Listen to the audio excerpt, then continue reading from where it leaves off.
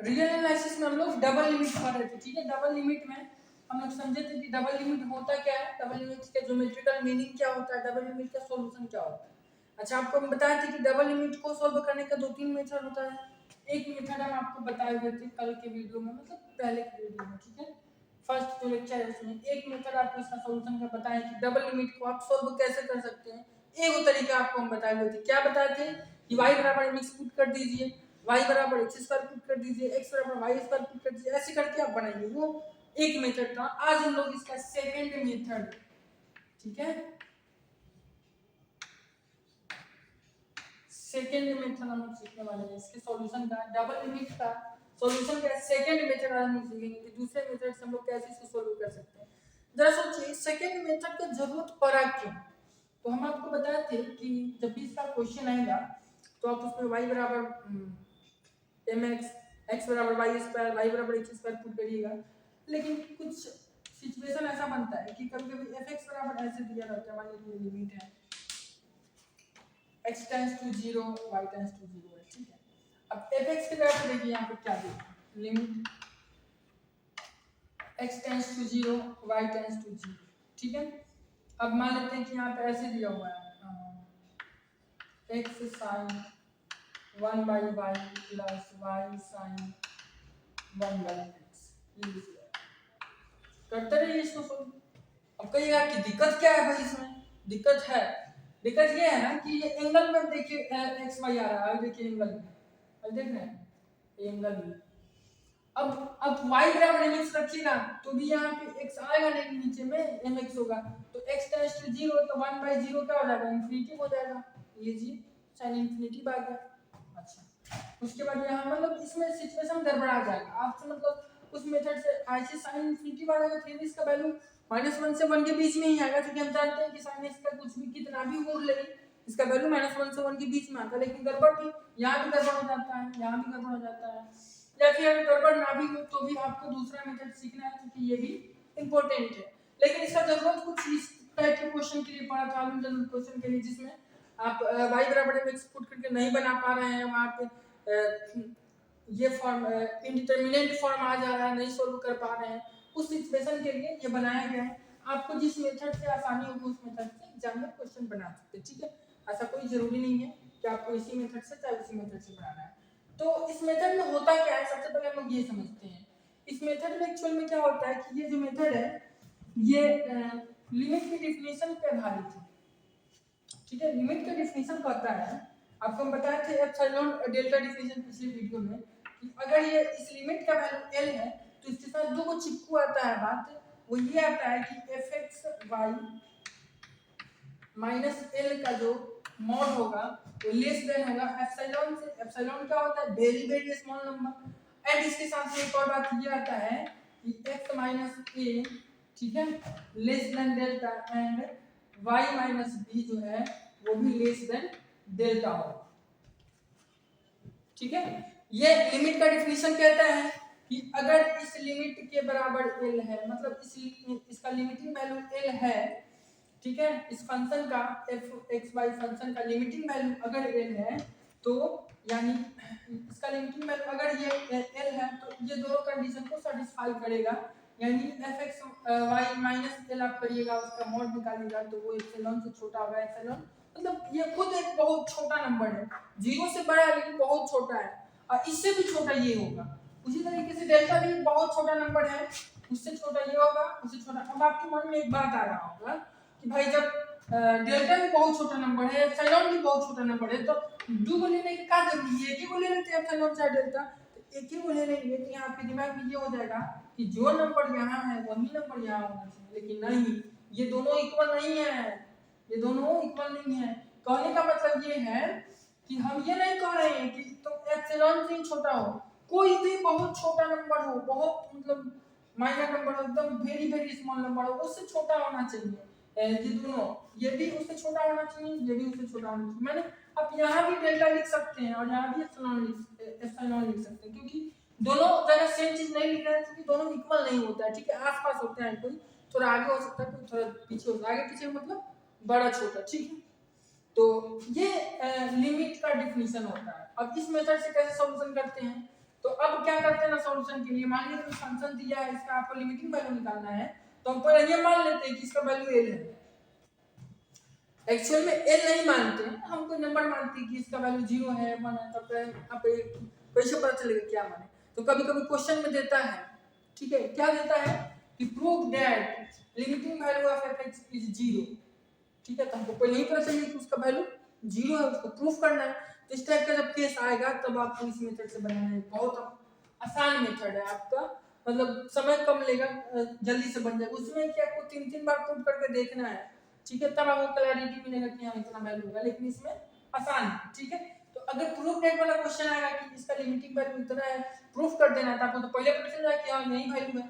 मान लीजिए इसका वैल्यू दिया है 0 प्रूफ करने के लिए, ठीक है, अब 0 दिया है प्रूफ करने के लिए, तो 0 इसका वैल्यू कब हो जाएगा, हम कब कब पाएंगे कि इसका वैल्यू 0 है, जब ये दोनों कंडीशन सेटिस्फाई होगा। तो क्या करते हैं इस मेथड में, इसी दोनों कंडीशन को लेकर बढ़ जाते हैं आगे, ठीक है, और इसी दोनों कंडीशन को दिखा देते हैं कि चूंकि ये दो कंडीशन सेटिस्फाई हो रहा है, इसलिए हम कह सकते हैं कि इसका लिमिटिंग वैल्यू 0 है, यानी एल की जगह यहाँ 0 ले लेंगे, एफ एक्स वाई, ठीक है, माइनस 0 का डिटरमिनेंट लेंगे, इसको दिखा देंगे कि एप्सिलॉन इससे छोटा है। अगर हम दिखा देते हैं, इसके साथ साथ ये भी दिखा देते हैं कि x माइनस ए वाई माइनस बी जो है, माने यहाँ पे ये जो ए और बी का मतलब वहाँ पे क्या है, यहाँ वाला ए है, ये ए है, ये बी है, ये x टेंड्स टू ए है, y टेंड्स टू बी है, ठीक है। यहाँ हम ये दिखा देंगे कि x माइनस 0 जो है वो लेस देन डेल्टा है, और y माइनस 0 जो है वो भी लेस देन डेल्टा है। तो अगर ये सारा कंडीशन सेटिस्फाई, तीनों कंडीशन सेटिस्फाई हो जाएगा, तो हम कह देंगे कि चूंकि ये तीनों कंडीशन सेटिस्फाई हो रहा है, तो लिमिट के डेफिनेशन से इसका लिमिटिंग वैल्यू क्या हो जाएगा, 0 हो जाएगा, ठीक है। उतना अच्छे से अभी आपको समझ में नहीं आया होगा, हम क्वेश्चन करके आपको दिखाते हैं, फिर आपको ज्यादा अच्छे से समझ में आएगा, ठीक है। देखिए तो क्वेश्चन ये इस मेथड को समझने के लिए एग्जाम में पूछा हुआ क्वेश्चन है, ठीक है। तो कैसे करेंगे इसका सॉल्यूशन में, देखिए सबसे पहले आप क्वेश्चन समझ लीजिए। क्वेश्चन में कह रहा है कि fx बराबर x y by root under x square plus y square, मतलब फंक्शन x y का जो वैल्यू है वो x square x y by root under x square plus y square है, कब, जब x y जो है 0 के बराबर नहीं है। लेकिन जब जैसे x y 0 के बराबर होता है तो फंक्शन का वैल्यू हो जाता है 0। ये कहने का मतलब ये सारी चीज आपको 12th में पढ़ते आ रहे हैं, समझ में आ रहा है। तो प्रूफ करना है कि अगर ये फंक्शन का वैल्यू इतना है तो ये फंक्शन का जो लिमिटिंग वैल्यू है, डबल लिमिट है, वो 0 होगा। ये हमको प्रूफ करके दिखाना है, यानी हमको ये बात पता चल गया कि इसका जो लिमिटिंग वैल्यू है ना वो 0 है, ठीक है। तो जब भी किसी भी क्वेश्चन में आपको पहले ही बता दें कि उसका लिमिटिंग वैल्यू क्या है, तब इस मेथड का यूज करिए, आसान हो जाता है इस मेथड, ये मेथड, ठीक है। तो यानी अगर इसका वैल्यू 0 है तो क्या कंडीशन होने वाला है कि f(x, y), ठीक है, माइनस 0 का लिमिटिंग वैल्यू जो है वो एप्सिलॉन से छोटा होगा, यही ना कंडीशन होगा। हम पहले इसका वैल्यू निकालते हैं और देखते हैं कि क्या ये एप्सिलॉन से छोटा है, तो लिखेंगे यहाँ पे है, ठीक है, हम निकाल के देखते हैं f(x, y) माइनस, ठीक है, 0 इसका वैल्यू निकालते हैं। तो f(x, y) का वैल्यू क्या है, f(x, y) का वैल्यू है यहाँ से x y बाई, ठीक है, root under x square plus y square, ठीक है। अच्छा माइनस 0 रखने से कोई फर्क पड़ेगा क्या, माइनस 0 को छोड़ देते हैं, 0 का रहेगा उतना ही रहेगा, ठीक है। अच्छा ठीक है, अब डिटरमिनेंट को क्या कर सकते हैं, ऊपर का ऊपर कर सकते हैं, नीचे का नीचे कर सकते हैं। ये डिटरमिनेंट का प्रॉपर्टी होता है root under x square plus y square, ठीक है। यहाँ तक तो कोई दिक्कत नहीं है। अच्छा ऊपर वाले को डिटरमिनेंट को अलग अलग कर सकते हैं, x का डिटरमिनेंट इनटू y का डिटरमिनेंट बाई, नीचे में देखिए, नीचे में क्या है ना कि रूट के अंदर में तो मामला फंस रहा है, ठीक है। रूट के अंदर में जब है ना तो ये एक्चुअली ये तो रूट हटता है तो प्लस माइनस आता है, फिर डिटरमिनेंट में प्लस माइनस आता है। एक काम करते हैं यहाँ, तो हम यहाँ पे एक काम ये करेंगे कि यहाँ पे पुटिंग क्वेश्चन को आसान बनाने के लिए हम यहाँ पे जो एक काम करते हैं, x बराबर r cos थीटा और y बराबर r sin थीटा पुट कर देते हैं। पुटिंग x बराबर r sin थीटा, ठीक है, एंड y बराबर r cos थीटा, ऊपर वाले में r छूट रहा है, ये बहुत पुराना चीज है, आप लोग x बराबर r cos थीटा और r sin थीटा बहुत सदियों से पुट करते आ रहे हैं, ठीक है। ये पुट करने से फायदा क्या होगा, ये सोल्व हो जाएगा, क्योंकि आगे अभी डिटरमिनेंट समझ में नहीं आ रहा है कि क्या कैसे सोल्व होगा, ठीक है। तो यहाँ से देखिए, जब इसको पुट करिएगा तो x square plus y square बराबर क्या हो जाएगा, r स्क्वायर हो जाता है, ठीक है। और थीटा बराबर क्या हो जाता है, tan इनवर्स, अच्छा थीटा मैंने निकाल के क्या करते हैं, दोनों को सीधा डिवाइड करते हैं, tan थीटा निकालते हैं, यानी x बराबर r sin थीटा रखते हैं, नहीं x बराबर r cos थीटा रखते हैं, उल्टा हो गया, ठीक है। x बराबर r cos थीटा, ये r sin थीटा, ठीक है। अब दोनों को डिवाइड करेंगे, y बाई x करेंगे तो y by x is equal to क्या हो जाएगा, tan थीटा, ठीक है। ये तो लगता है। अब इस पे आते हैं, ठीक है। तो देन यहाँ से ये x y minus g is equal to, अब यहाँ पे वैल्यू पुट कर रहे हैं, ठीक है। तो x की जगह पे क्या रखना है, r cos थीटा, y की जगह पे क्या रखना है, r sin थीटा। तो cos theta r cos theta into r sin theta हो जाएगा, ठीक है। ये r square sin theta into cos theta नहीं हो जाएगा, ये इधर नहीं लिखा है, ठीक है। ये r square sin theta into cos theta हो जाएगा, ठीक है। और नीचे में क्या होगा, देखिए डिटरमिनेंट के नीचे में देखिए रूट के अंदर में क्या है, x square plus y square है, और x square plus y square का वैल्यू क्या है, r स्क्वायर है, ठीक है। तो यहाँ ध्यान से देखिएगा, भाई r स्क्वायर हो जाएगा, ठीक है। और sin theta into cos theta है, इसको क्या लिख सकते हैं हम लोग, इसको लिख सकते हैं sin 2 थीटा बाई 2 लिख सकते हैं, sin 2 थीटा बाई 2, क्योंकि 2 sin थीटा cos थीटा क्या होता है, sin 2 थीटा होता है। अब भाई ये रूट के अंदर r स्क्वायर है तो क्या हो जाएगा, r हो जाएगा, एक 8 से निकाल खत्म, ठीक है। इधर डिटरमिनेंट चल रहा है ना, मॉड है, ठीक है।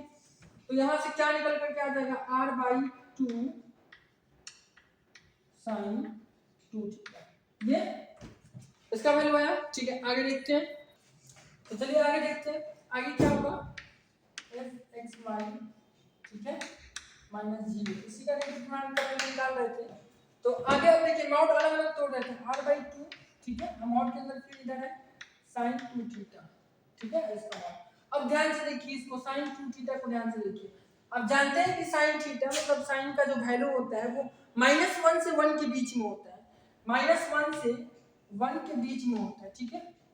इसी के बीच में होता है, इधर माइनस इंफिनिटी है और इधर जो है इंफिनिटी, तो इसी के बीच में जो होता है वो साइन का वैल्यू होता है। तो अब आप बताइए, ये चूंकि इस मॉड लगा हुआ है, तब अगर 0 से -1 के बीच का कोई भी वैल्यू होगा तब भी ये उसको प्लस ही कर देगा, क्योंकि ये मॉड लगा हुआ है, यानी इसी के बीच का कोई ना कोई वैल्यू होगा। तो इसके बीच का वैल्यू क्या है, या तो 0 से बड़ा होगा या फिर 0 से बड़ा और 1 से छोटा होगा, ठीक है। तो दो कंडीशन है, या तो 1 के बराबर होगा, नहीं तो 1 से छोटा होगा, लेकिन 0 से बड़ा होगा, यानी पॉजिटिव नंबर ही होगा, नेगेटिव नहीं हो सकता क्योंकि मोड लगा हुआ है। लेकिन पॉजिटिव में भी या तो 1 हो सकता है, नहीं तो 1 से छोटा हो सकता है, क्योंकि थीटा हमको पता नहीं है, ठीक है। तो हम क्या करते हैं, अब क्योंकि ये अगर 1 होगा, अब खुद सोचिए अगर ये 1 होगा तो इसमें 1 से मल्टीप्लाई होगा तो इतना ही रहेगा, लेकिन अगर 1 से कम हुआ, ये थोड़ा भी 1 से कम हुआ तो इसमें मल्टीप्लाई होगा तो ये इससे कम हो जाएगा। अब ध्यान दीजिए, मान लीजिए कि ये r बाई 2 का वैल्यू मान लीजिए 5 आया, ठीक है। तो 5 अगर इसका वैल्यू 1 आया, 1 से मल्टीप्लाई करेंगे तब तो ये 5 ही रहेगा, लेकिन अगर मान लीजिए कि इसका वैल्यू 0.5 आया, ठीक है, तब तो इसे मल्टीप्लाई करेंगे तो ये छोटा हो जाएगा, ठीक है। 0.5 से मल्टीप्लाई करेंगे तो ये कितना हो जाएगा, 25, यानी 2.5 हो जाएगा, इससे सीधे आधा कर देगा इसको, ठीक है। तो यानी 1 के अलावा 1 के अलावा जो भी नंबर आएगा 1 से छोटा ही आएगा, और जैसे ही छोटा आएगा इससे मल्टीप्लाई करेगा तो ये पूरा का पूरा वैल्यू क्या हो जाएगा, कम हो जाएगा। तो कहने का मतलब ये है कि ये पूरा का पूरा जो वैल्यू है या तो r/2 के बराबर होगा और नहीं तो r/2 से क्या होगा, कम होगा, क्योंकि बड़ा होने का तो कोई संभावना ही नहीं है, क्योंकि साइन का वैल्यू 1 होगा तो ये बराबर हो जाएगा, 1 से कम होगा तो इसको छोटा करेगा। यानी हम इसको ऐसे लिख सकते हैं, जैसे लिख सकते हैं यहाँ पे जो इक्वल का सिंबल है ना, इसको हम ऐसे लिख सकते हैं, लेस देन इक्वल टू, या तो ये r/2 के क्या होगा, बराबर होगा, और नहीं तो r/2 के इक्वल होगा। क्यों, क्योंकि sin 2 थीटा का जो वैल्यू है वो -1 से 1 के बीच होता है, यहाँ पे आप किसी करके लिख सकते हैं, ठीक है। तो इसका जो वैल्यू है वो r/2 से या तो छोटा होगा और नहीं तो r/2 के बराबर होगा, इससे बड़ा नहीं होगा। ठीक है, कहने का मतलब ये है। ठीक है, अब r का वैल्यू रखते हैं। ठीक है, r का वैल्यू कितना होता है अभी आपको हम बता दिए थे। यहाँ r² का वैल्यू जो होता है वो x² y² होता है, तो r का वैल्यू हो जाएगा √x² प्लस y² by 2 है। ठीक है, यही है ना। अच्छा, अब इसको हमको दिखाना कितना है, आप याद करिए, इसको दिखाना था कि ये एप्सिलॉन से छोटा होना चाहिए। अब आपको पता है कि x y की जगह पर कुछ भी ले सकते हैं, x y कोई फिक्स थोड़ी है, x y की जगह पे हम कोई भी वैल्यू ले सकते हैं। तो हम ऐसा वैल्यू लेते हैं जो हमारा प्रूफ करने में मदद करे। ठीक है, तो हम एप्सिलॉन का वैल्यू, एप्सिलॉन से छोटा इसको दिखाना है, इसलिए हम x और y की जगह पे ऐसा वैल्यू चूज करेंगे कि वो एप्सिलॉन से छोटा आ जाए। ठीक है, ओके, तो हम ऐसा चूज करते हैं कि if x² is equal to 2 epsilon square, ठीक है, x² is equal to 2 epsilon square and y² is equal to 2 epsilon square। इस दोनों को चूज करने से क्या होगा, देखिए हम x की जगह पे और y की जगह पे कुछ भी चूज करने के लिए स्वतंत्र है, 2 4 5 10 जो हमको मन करे स्वतंत्र है, लेकिन हम इसको क्यों चूज करें, ताकि हम दिखा पाए वो लिमिट जो हमको दिखाना था कि ये एप्सिलॉन से छोटा है। ठीक है, तो हम यहाँ पे रख देते हैं वैल्यू ये लेस देन इक्वल टू, और x की जगह पे 2 एप्सिलॉन रखिएगा। ठीक है, अब y की जगह पे भी 2 एप्सिलॉन रखिएगा, तो 2 2 कितना हो जाएगा, 4 एप्सिलॉन हो जाएगा स्क्वायर। ठीक है, अब y में क्या है, 2 है। ठीक है, 4 4 बाहर निकलेगा तो 2 हो जाएगा, 2 से 2 कट जाएगा और रूट से हटेगा तो एप्सिलॉन हो जाएगा। यानी हम ये दिखाने में कैपेबल हो गए, इसका जो वैल्यू है ये एप्सिलॉन से छोटा है। तो क्या हम प्रूफ कर दिए कि इसका जो वैल्यू है 0 का, नहीं, ये एक कंडीशन है। दूसरा कंडीशन क्या दिखाना है, दूसरा कंडीशन दिखाना है x माइनस a का मतलब यहाँ पे 0 है, x माइनस 0 जो है वो डेल्टा से, किसी पॉजिटिव नंबर डेल्टा से क्या है, छोटा है। और दूसरा चीज अभी ये दिखाना है कि y माइनस 0 जो है वो भी किसी पॉजिटिव नंबर डेल्टा से छोटा है। ठीक है, अब दूसरा चीज ये हम दिखा देंगे तो हम कह सकते हैं कि ये जो क्वेश्चन था इसका लिमिटिंग वैल्यू सच में 0 है। ठीक है, तो चलिए उसको दिखाते हैं, पहले बोर्ड मिटाते हैं। ठीक है, तो चलिए इस कंडीशन को भी दिखा देते हैं। अब चूंकि हम अभी लिए हैं x² is equal to 2 epsilon square, ठीक है, and y² is equal to 2 epsilon square। ठीक है, अभी लिया ना जस्ट अभी। अच्छा, एक बात बताइए, यहाँ से आप x का वैल्यू बता सकते हैं, x का वैल्यू क्या हो जाएगा, √2 एप्सिलॉन हो जाएगा। ठीक है, एंड y का वैल्यू क्या हो जाएगा, √2 एप्सिलॉन। ठीक है, अब यहाँ ध्यान दीजिए, हम क्या करते हैं, दोनों तरफ मॉड लगाते हैं, इसकी तरफ भी मॉड लगाते हैं, इसकी तरफ भी मॉड लगाते हैं। ठीक है, √2 एप्सिलॉन मॉड लगाते हैं। ठीक है, एंड मॉड y इधर में 2 एप्सिलॉन। ठीक है, तो ये तो गया मॉड x। अब आप एक बात बताइए, अगर मॉड x में से 0 घटा भी लेते तो कोई फर्क पड़ेगा, नहीं पड़ेगा, क्योंकि x माइनस 0 क्या होता है, x होता है। इधर देखिए, अब ये तो चूंकि ऑलरेडी हम जानते हैं कि एप्सिलॉन भी पॉजिटिव नंबर है, √2 भी पॉजिटिव नंबर है, तो पॉजिटिव नंबर में आपको मॉड लगाने में कोई फर्क बनता है, कोई बात बनता है, नहीं बनता है, क्योंकि सेम चीज है। ठीक है, इसमें माइनस है तो मैं मॉड लगाते तो प्लस करते, ये तो ऑलरेडी प्लस है, तो मॉड लगाने का मतलब ही नहीं बनता है। ये वैसे ही y minus 0 mod sorry is equal to √2 epsilon हो जाएगा। अब आप एक बात बताइए, डेल्टा क्या है, डेल्टा के बारे में क्या ख्याल है आपका। अच्छा सॉरी, एक चीज और हमको यहाँ करना चाहिए था, ऊपर में जो हम ये x² is equal to 2 epsilon लिए ना, यहाँ पे एक्चुअल में स्मॉल लेना था। ठीक है, लेस देन लेना था। ठीक है, यहाँ पे लेस देन लेना था।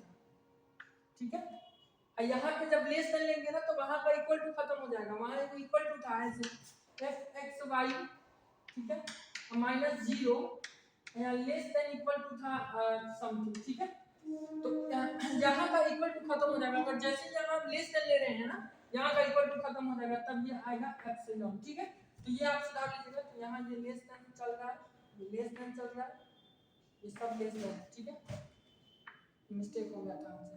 ओके, लेस देन ले रहा था, लेस देन। ठीक है, तो अब आप एक बात बताइए कि जो एप्सिलॉन है और डेल्टा है दोनों क्या है, पॉजिटिव नंबर है, तो एप्सिलॉन में √2 से मल्टीप्लाई भी कर देंगे तो भी पॉजिटिव होगा। अब कोई बहुत बड़ा नंबर हो जाएगा क्या, अगर √2 से मल्टीप्लाई कर देंगे तो ये अपने छोटा है और छोटा कर देगा, तो छोटा ही होगा, तो इसी को हम नाम दे देंगे डेल्टा और इसी को नाम दे देंगे डेल्टा। अब हम कह सकते हैं कि x माइनस 0 जो है वो किसी डेल्टा से क्या है, छोटा है, और y माइनस 0 भी किसी डेल्टा से छोटा है, यानी ये दूसरा और तीसरा कंडीशन भी पूरा हो गया और पहला कंडीशन हम पूरा कर चुके हैं। तो हम अब लिख देंगे चूंकि, ठीक है, चूंकि